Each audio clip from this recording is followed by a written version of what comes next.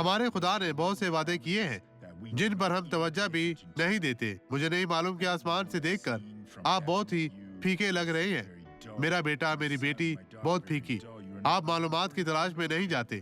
یسوع کے آنے سے پہلے یسایہ نے خدا کے روح کے حکم پر 700 سال پہلے لکھا اور میں یہاں لاتا ہوں. یہ یسایہ 46:13 میں لکھا ہے.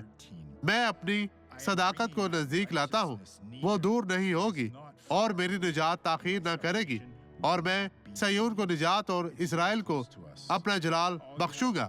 یہ ہمارے بہت قریب ہے. آپ کو بس اتنا کرنا ہے کہ خدا آپ کی زندگی بدل دے. اپنے آپ کو مارنے کے بارے میں سوچنے کے بجائے آپ کو جینے کے بارے میں سوچنا ہوگا، کیونکہ خدا آپ کے لیے یہ کرنا چاہتا ہے. آئیں اب دوسرا حصہ پڑھیں. دیکھیں، اور میں سیون کو نجات اور اسرائیل کو اپنا جلال بخشوں گا.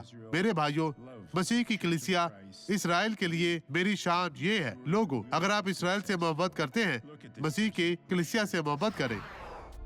کیا ہوا؟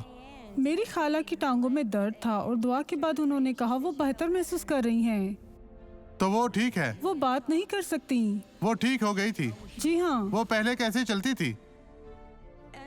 خالہ، اسے بتائیں آپ کیسے چلتی تھیں؟ وہ بڑی مشکل سے چلتی یہ تھی. مشکل سے چلتی تھی. تو ٹھیک ہے، چلے بہن، چلے چلے چلے، آہستہ آہستہ آگے بڑھے، آگے بڑھے.